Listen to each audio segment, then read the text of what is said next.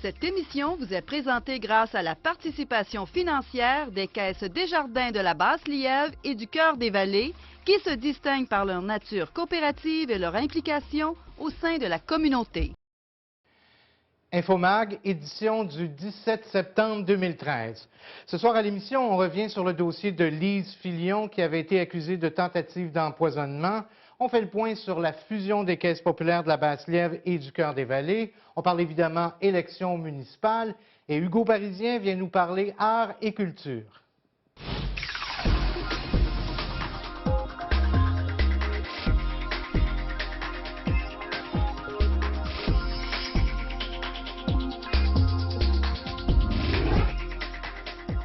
Bonsoir, mesdames, messieurs. Bienvenue à la première édition d'Infomag pour la saison 2013-2014. Comme par les années passées, toute l'équipe de TVC Basse-Lièvre va s'employer à vous présenter un bulletin de nouvelles à l'image des gens des secteurs Buckingham, Masson-Angers et l'Ange-Gardien. Bulletin qui va être également diffusé partout en Outaouais sur les ondes de MaTV. Encore une fois cette année, je vais être entouré de toute une équipe de chroniqueurs pour parler autant de communautaire, de sport que de culture. Alors, on commence notre bulletin ce soir en revenant sur le dossier de Lise Filion, qui était gestionnaire responsable du développement coopératif à la Caisse populaire de la Basse-Lièvre. On se souvient que la dame de 61 ans avait tenté d'empoisonner une de ses collègues en dissimulant des antipsychotiques dans son lunch entre avril 2011 et février 2012. Madame Filion aurait également mis des antipsychotiques dans le lunch d'une autre collègue, mais c'est parce qu'elle se serait trompée de boîte à lunch. L'accusée a plaidé coupable aux deux chefs d'accusation, mais elle s'en tire finalement à bon compte, étant donné qu'elle a été condamnée à 1 an de prison à purger à la maison. Dans son jugement, la juge Lynn Landry précise que Lise Filion souffrait de dépression sévère au moment des faits et qu'elle serait retournée au travail de façon prématurée. Maintenant, comme la rumeur le voulait depuis un certain temps, les caisses populaires du Cœur des Vallées et de la Basse-Lièvre ont annoncé leur intention de fusionner. Pour ce faire, les membres avaient été conviés à une assemblée générale exceptionnelle dans le but de voter sur cette éventuelle fusion. En fait, 2 assemblées ont eu lieu pour les membres des 2 caisses. Dans le secteur Buckingham, les membres de la Caisse populaire de la Basse-Lièvre ont voté à l'unanimité en faveur de la fusion, alors que les membres de la Caisse du Cœur des Vallées réunis dans le secteur Masson-Angers l'ont appuyé à 90 %. Le directeur général par intérim à la Caisse populaire de la Basse-Lièvre, Roger Lafrenière, a tenu à préciser que la santé des 2 caisses était excellente et que la fusion avait plutôt pour but d'offrir de meilleurs services aux membres. On peut entendre un extrait de son discours. Les membres actuels des 2 caisses possèdent en épargne et en crédit plus de 1,2 milliard de dollars. Chaque caisse a pu dégager en 2012 une rentabilité très intéressante, comme en témoigne le volume de nos excédents validés, qui ont atteint plus de 5,2 millions de dollars. De plus, les réserves de nos caisses totalisent 47 millions de dollars et 19 % représentent un ratio de capitalisation très sécurisant, considérant ce que les normes actuelles exigent. Donc, vous pouvez le voir à l'écran. C'est un élément très important puisque les exigences s'accentuent de plus en plus envers les institutions financières et les normes internationales seront assurément à la hausse au cours des prochaines années. Vos dirigeants ont toujours accordé une grande importance à l'équilibre entre la distribution des excédents, la croissance de la caisse et la capitalisation. Nous constatons donc que le regroupement ne provient pas de situations financières problématiques, ni d'une capitalisation déficiente, mais plutôt de la mise en commun de nos forces pour en faire une meilleure. La fusion des 2 caisses populaires devrait prendre effet à compter du 1er janvier 2014. Évidemment, qui dit fusion dit création d'une toute nouvelle caisse populaire. Le président du conseil d'administration à la Caisse populaire de la Basse-Lièvre, Jean-Claude Pelletier, a donné plus de précisions quant à la nouvelle identité de cette nouvelle entité. Cette nouvelle caisse s'appellerait la Caisse Desjardins du Cœur des Vallées. Tous les membres auraient maintenant accès à 8 centres de services, incluant 2 centres automatisés. Elle regrouperait près de 28 000 membres. Les administrateurs seraient au nombre de 20, 15 au conseil d'administration, 5 au conseil de surveillance. La nouvelle caisse compterait sur une équipe de près de 80 employés. Le transit retenu, c'est celui-là même de la caisse Basse-Lièvre actuellement, 3429. Le siège social serait au 104 McLaren S à Gatineau. Nous pouvons préciser ici que c'est M. Luc Grandmont qui est identifié pour être le directeur général de la nouvelle caisse. Pour les organismes communautaires, la fusion des deux caisses est une excellente nouvelle. On sait que les caisses populaires investissent beaucoup dans la communauté et le fait d'avoir deux entités sur le territoire rendait les formalités plus difficiles, comme nous l'explique le président du Club Lion de Buckingham, Yvon Brodeur. Je trouve que c'est la plus sage décision qu'on a prise parce que l'avenir, la force est au regroupement. Et puis, pour les organismes communautaires, ça va être un avantage parce que, bon, ils sont très. Nous autres, avec le Club Lion et puis tous les organismes, il fallait faire une demande à Masson puis faire une demande à Buckingham. Fait que tout regroupé, ça va être plus facile. C'est des très bons supporters, fait que ça va être encore plus un avantage. On aura plus de visibilité quand on fait une levée de fonds. Puis, je tiens à remercier les caisses qui nous supportent dans notre levée de fonds pour les téléthons, pour les plus démunis depuis le tout début, ça fait bien des années. Fait que ils sont proches de nous et puis c'est bon que les gens supportent les caisses et qu'ils soient membres des caisses. Dans un tout autre dossier, c'est la semaine dernière que les résidences du Bel-Âge ont officiellement été inaugurées. Rappelons que les 60 unités de logement étaient attendues depuis fort longtemps par les citoyens de la région. Le ministre responsable de l'Outaouais, Stéphane Bergeron, était de passage à Buckingham pour l'inauguration et il s'est dit fier de constater l'implication de la population dans la réalisation du projet. Il a également souligné l'apport du gouvernement du Québec. Le projet de logement abordable annoncé aujourd'hui constitue une excellente nouvelle puisqu'il était très attendu dans la région. Les résidences du Bel-Âge de la vallée du Lièvre viennent combler un besoin grandissant en matière d'hébergement pour les personnes âgées du secteur. En outre, elles contribuent au mieux-être de nos aînés en leur permettant de demeurer dans leur milieu de vie et de continuer à profiter de leur réseau social. Ce projet a été réalisé grâce au programme Accès Logis de la Société d'habitation du Québec. La force, de ce programme, c'est qu'il permet à des organismes ou à des groupes locaux de concevoir des projets qui répondent à des besoins dans leur communauté, et ce, avec le soutien financier des gouvernements du Québec et du Canada. Pour la construction des résidences du Bel-Âge de la vallée du Lièvre, ce sont près de 3,9 millions de dollars qui ont été consentis par la Société d'habitation du Québec et la Société canadienne d'hypothèque et de logement. Notre gouvernement est très sensible à la question des conditions de logement. C'est pourquoi nous avons annoncé, dans le budget présenté par le ministre des Finances et de l'Économie, une enveloppe de 231 millions de dollars pour la construction de 3 000 logements communautaires et abordables au cours des prochaines années. En tout, la construction de l'édifice de 60 logements va avoir coûté 8,9 millions de dollars. La Ville de Gatineau a investi 1,1 million de dollars. La communauté devait se mobiliser pour recueillir 430 000 dollars. Le président du conseil d'administration, Bill Cameron, était évidemment très ému lors de l'inauguration officielle. Il a par contre rappelé que 200 personnes attendent toujours un logement, ce qui indique que le travail est loin d'être terminé. Quand on a su qu'il fallait trouver 420 000 $ dans notre communauté, afin de rencontrer les normes du gouvernement, on avait des doutes. Pas mal. Par contre, avec l'esprit positif de l'équipe, on a fait un plan d'action qui a été appuyé par un comité de finances. Ça, c'est important que je dois vous dire là. Avec le soutien des familles et commerces locaux, les groupes sociaux, la Caisse populaire et le C3S Papineau, on a ramassé 465 000 $. Un petit mot personnel. Je crois que ce bâtiment doit être une première étape dans une stratégie d'assurer que nos aînés ont des logements abordables et sécuritaires. À présent, nous avons une liste d'attente de presque 200 personnes. Oui, il y a encore du travail à faire. Il ne faut pas oublier qu'une communauté saine, c'est celle qui prend soin de ces personnes aînées. On parle maintenant élections municipales. Le parti Action Gatineau a présenté le 8 septembre dernier son programme électoral. Plus de 560 personnes étaient réunies, ce qui représentait le plus grand rassemblement politique dans l'histoire de Gatineau. Plusieurs points ont été discutés. Les membres du parti ont notamment décidé de mettre le projet de grande bibliothèque de côté pour un premier mandat.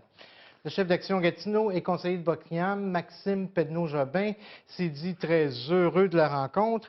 Il est également très fier de l'équipe qu'il a réussi à mettre sur pied. Rappelons qu'Action Gatineau va présenter des candidats dans les 18 districts. Bien, c'est assez extraordinaire. 567 personnes comptées, là. Moi, je ne m'imaginais pas qu'on serait capable d'avoir un succès comme ça. Je pense qu'Action Gatineau commence à représenter quelque chose. Je pense qu'il y a un mouvement. Je ne sais pas ce que ça va donner le 3 novembre, mais il y a des gens qui sont enthousiastes, puis on l'a vu dimanche. Bien, je pense qu'on a une bonne force de frappe. Tout l'été, les gens étaient sur le terrain, en porte-à-porte. On continue pendant les 2 prochains mois. Je suis assez content qu'on ait rassemblé un groupe très diversifié. On a des jeunes, des moins jeunes, des gens qui ont de l'expérience en affaires, d'autres dans d'autres domaines, dans le social. Pour moi, on a une belle équipe intéressante, puis on commence à ressembler à ce que nous, on appelle un vrai gouvernement municipal.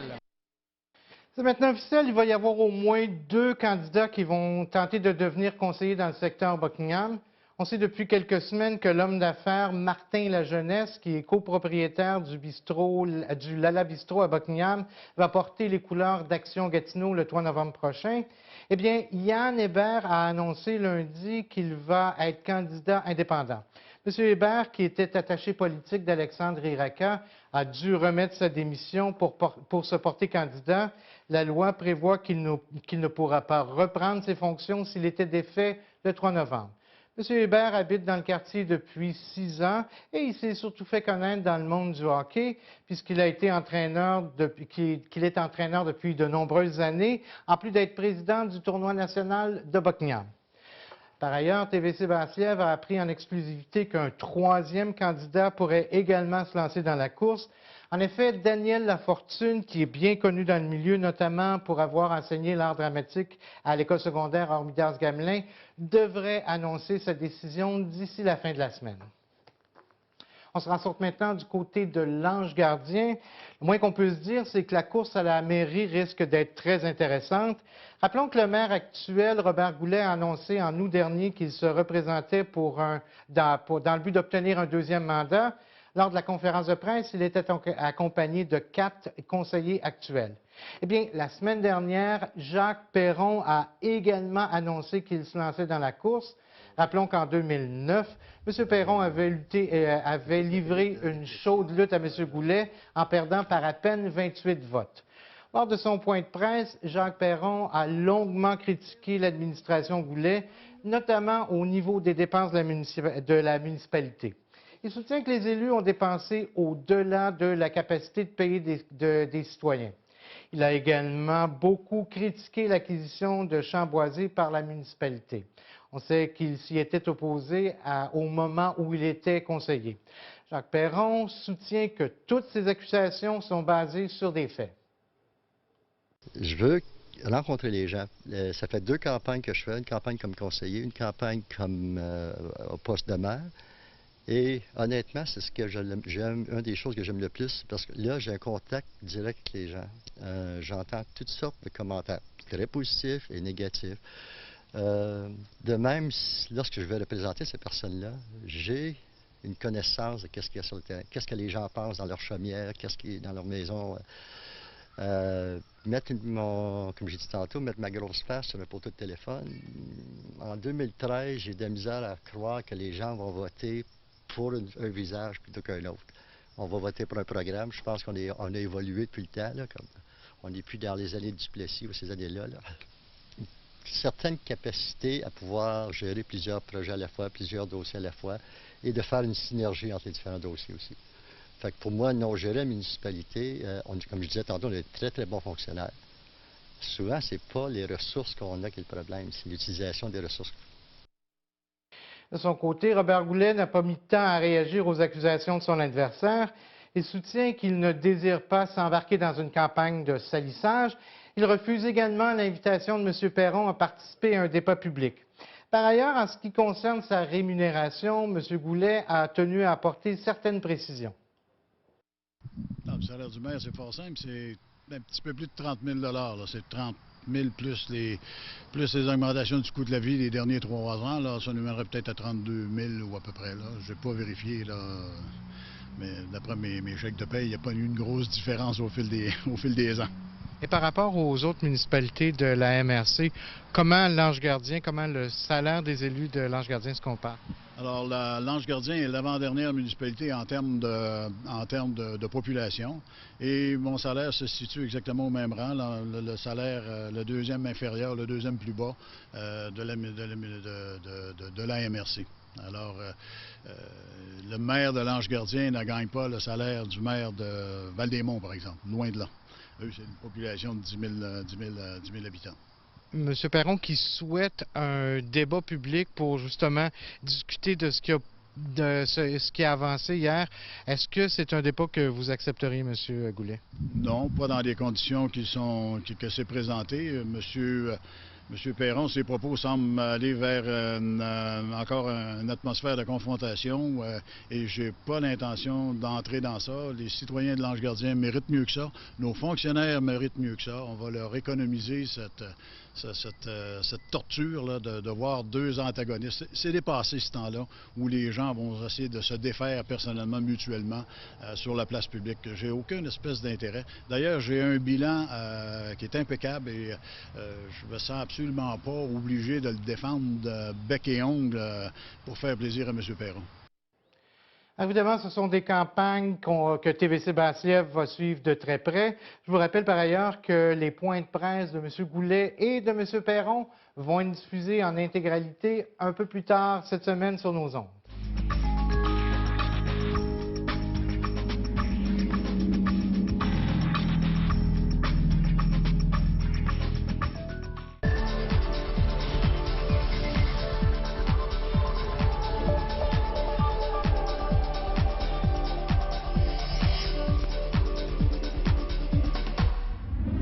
Et pour parler art et culture, on reçoit maintenant Hugo Parisien. Hugo, qui est le directeur général du Carrefour culturel Estacade. Bienvenue pour cette nouvelle saison, Hugo. Si on commençait avec ce qui s'est passé cet été, parce que je sais que le Carrefour culturel a été très actif, qu'on pense aux Petites Folies du Pont-Brady et plein d'autres activités. Alors, qu'est-ce qui s'est passé cet été? Les Petites Folies du Pont-Brady ont atteint le fameux 10 000 présences. Donc, l'achalandage au parc McLaren se fait d'une façon remarquable et remarquée parce qu'on veut faire de ce parc-là éventuellement un pôle en animation culturelle pour le secteur, que ça devienne un peu la place de la cité. Donc, grande réussite pour les activités extérieures dans le cadre cette année de la programmation du Carrefour culturel Estacade. Il y a eu également Écran de Lune. Donc, Écran de Lune, on s'est promené dans plusieurs parcs. Et pour projeter des films gratuitement pour la population. Et puis les gens étaient invités à venir. Et on a triplé l'achalandage pour Écran de Lune cette fois-ci. Donc la demande de ces activités-là est très importante. Je rappellerai, Michel, qu'on a également reçu un cirque dans le secteur Masson-Angers. Écoutez, évidemment, on tente de tracer des lignes directrices pour pouvoir voir s'il n'y aurait pas un festival à couleur familiale qui pourrait voir le jour, on ne le cachera pas, dans le secteur Buckingham-Masson-Angers. Le cirque, dans ce cas-ci, pour le Carrefour culturel, était une belle façon de démontrer qu'il y a une grande demande pour ce genre d'activité-là. Donc, dans un bref avenir, nous le souhaitons, en collaboration avec divers partenaires, donc des partenaires municipaux, regarder à savoir si on ne pourrait pas mettre sur place un festival de cette envergure-là, puis probablement voir quelque chose de similaire l'an prochain, mais avec quelque chose d'un peu plus festif comme activité. Donc, pour les activités à l'extérieur, c'est une grande réussite pour toute la saison 2013. C'est donc l'été qui termine à la mi-septembre. C'est la 3e saison des Petites Folies du Pont-Brady. On dirait de plus en plus que les citoyens s'accaparent le Pont-Brady comme étant le lieu de rassemblement. C'est effectivement, pour le secteur est de la ville de Gatineau, un lieu très important où les gens peuvent se rassembler. C'est facile d'y avoir accès.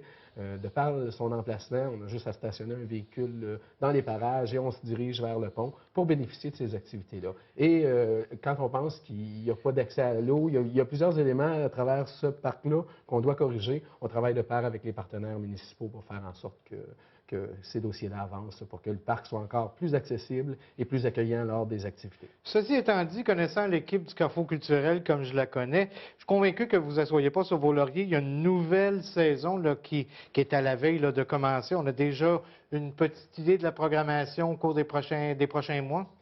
Quelques spectacles, pour n'en dire que quelques-uns, et je peux l'annoncer immédiatement en primeur. Nous aurons le lancement de l'album de Shakidar qui reviennent chez nous après un long séjour en France. Donc, Shakidar qui va faire le lancement chez nous le 14 novembre prochain. Les billets vont être en vente au courant de la prochaine semaine, donc c'est pas tout à fait, c'est frais de ce matin comme nouvelle.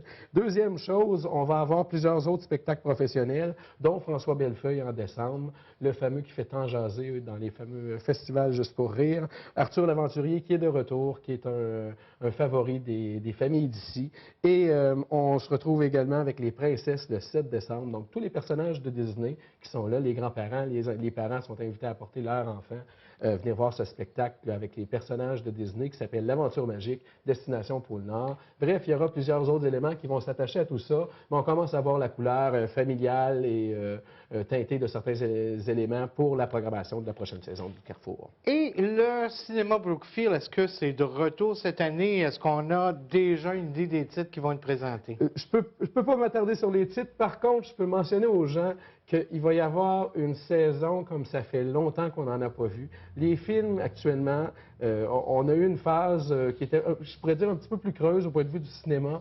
Par contre, pour les primeurs familiales, cette saison-ci va, selon nous, frapper des records et d'une façon assez importante parce que les films qui sont à venir, il reste que quelques confirmations à obtenir. On va avoir une belle programmation à vous présenter dès la semaine prochaine parce que je peux vous dire que la première va débuter avec le partenaire important qui est Brookfield dans le cadre de cette activité-là, va débuter le 6 octobre, donc dimanche dans 2 semaines. On aura la première de cette série de films, enfin, pour les familles d'ici. Et c'est toujours la même formule, toujours le même prix? 3 $ par personne, donc prix très minime et on se présente à l'entrée pour obtenir des billets. Le Carrefour culturel, qui est un organisme communautaire, peut-être prendre le temps d'annoncer, vous savez, votre Assemblée générale annuelle là, qui s'en vient très bientôt. L'Assemblée générale annuelle du Carrefour culturel, l'an passé, à pareille date, on avait compté environ 32 000 présences pour être plus exact. Cette année, l'Assemblée générale annuelle aura lieu le 30 septembre et j'ai bien hâte de voir les résultats, mais je peux vous avouer immédiatement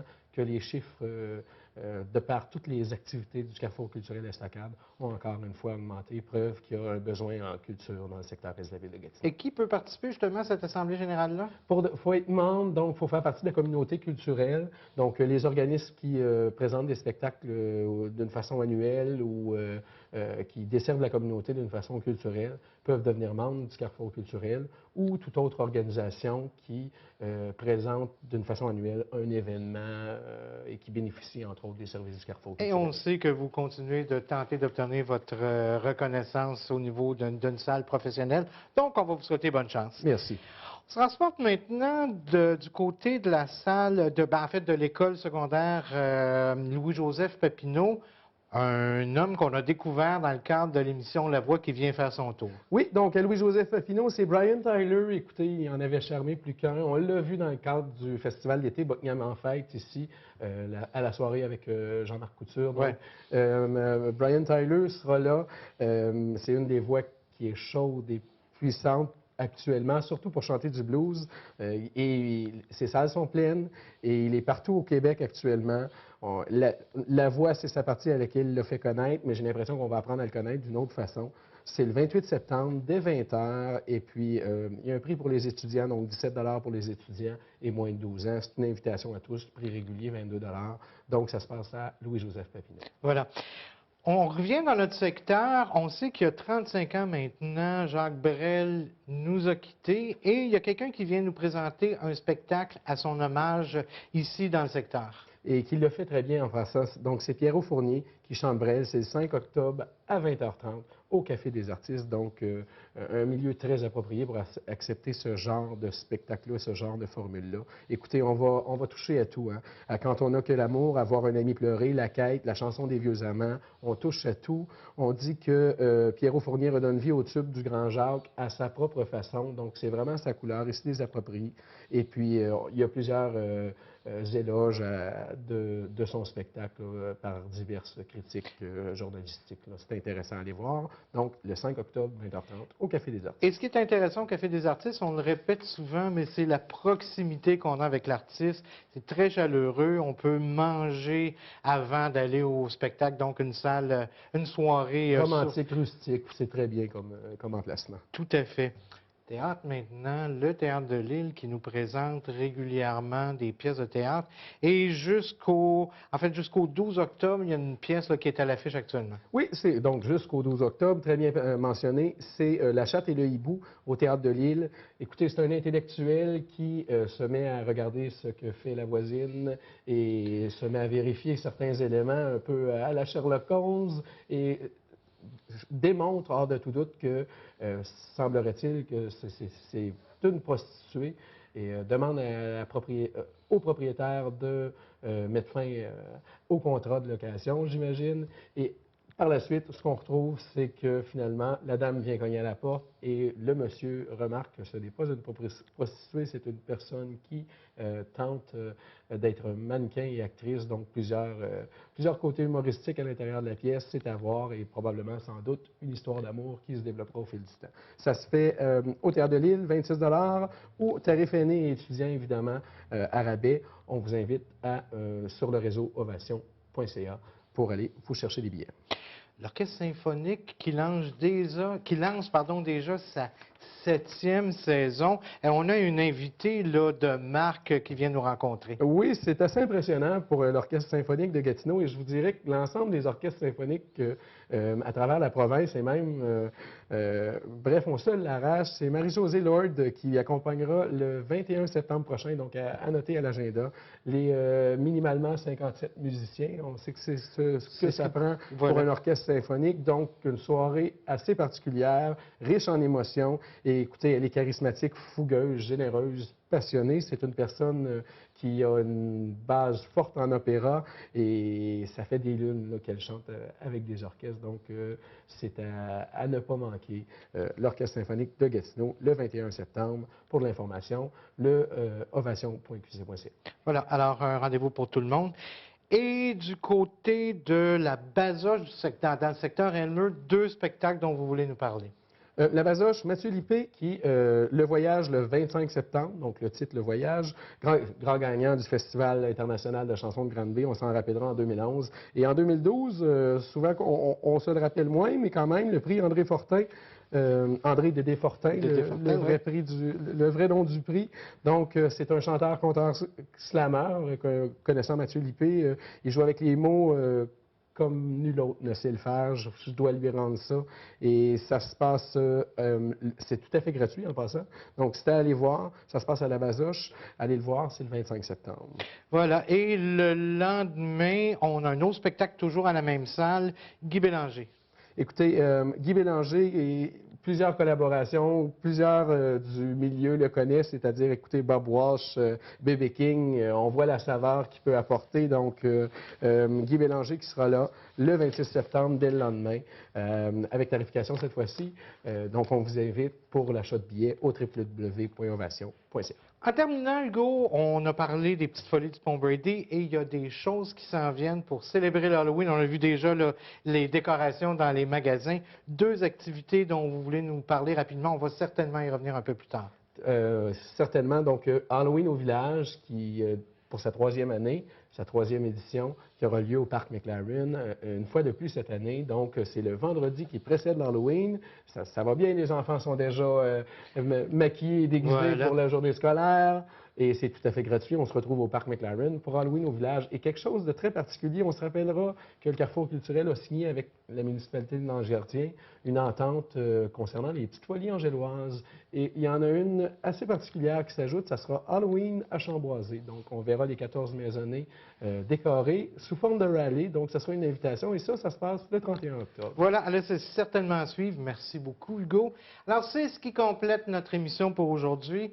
Je vous invite à rester des nôtres. Tout de suite après notre émission, c'est l'émission Libre Service. Ça va être suivi par Parole à l'élu. Mes invités cette semaine, Sylvain Léger, le président de la commission scolaire au Cœur des Vallées, et Alexandre Iraca. Et à 7h30, en direct de Gatineau, le conseil municipal. Merci, mon nom est Michel Pilote, au nom de toute l'équipe. Bonne fin de soirée sur nos ondes.